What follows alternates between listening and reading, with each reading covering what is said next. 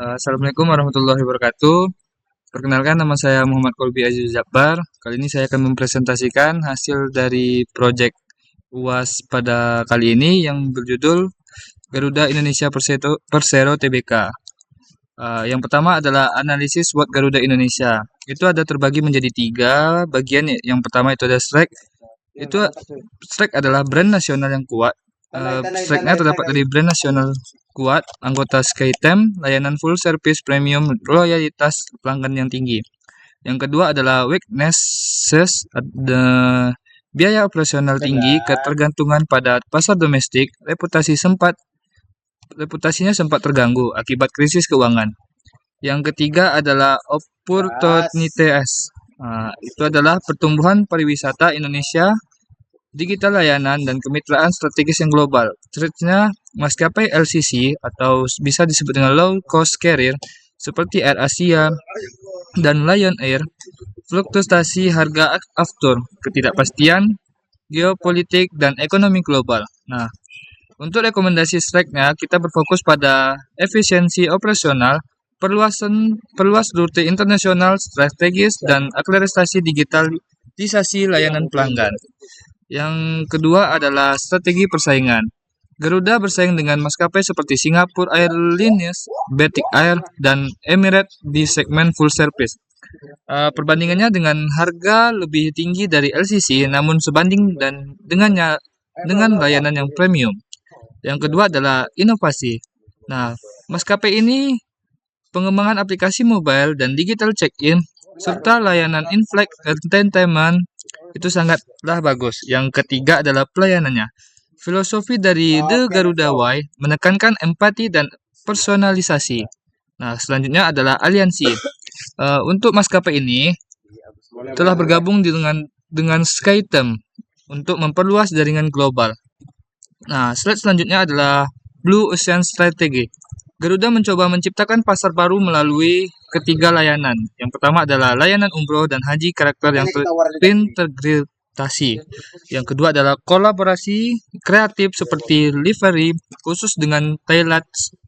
Dan yang ketiga adalah pengalaman pelanggan berhasil budaya di Indonesia. Slide selanjutnya adalah strategi transformasi digital. Itu ada 3 strategi transformasi digital yang ada di maskapai ini. Yang pertama adalah kerjasama dengan Huawei dan Doku untuk cloud, AI, dan sistem pembayaran digital. Yang kedua adalah pengembangan aplikasi mobile dengan fitur pre-flight hingga post-flight yang terintegrasi. Yang ketiga adalah sistem top-up deposit untuk agen travel dan serta meningkatkan efisiensi transaksi. Nah, gimana sih strategi brandingnya? Itu ada untuk maskapai Garuda itu ada 3. Yang pertama, komunikasi pemasaran terintegrasi melalui iklan, promosi, dan media sosial. Yang kedua adalah branding berbagai maskapai nasional dengan pelayanan kelas dunia. Yang ketiga adalah penguatan citra melalui penghargaan internasional dan kampanye. Garuda Indonesia Experience. Strategi keberlanjutannya dan ESG. Inisiatif Carbon Neutral Flight, penggunaan Sustainable Aviation atau bisa disebut dengan SAP, dan pengelolaan limbah. Yang kedua adalah kolaborasi dengan Jejakin untuk program penanaman pohon, serta verifikasi ICAO, Skorsia, dan partisipasi dalam IDX Carbon Exchange. Strategi manajemen krisis. Saat pandemi dan krisis utang, PT Garuda menerapkan 4 pilar strategi. Yang pertama adalah CAO sebagai juru bicara utama. Yang kedua adalah diskusi terbuka dengan regulator. Yang ketiga adalah mapping untuk narasi positif. Yang keempat adalah penguatan komunikasi internal. Yang kelima adalah strategi ini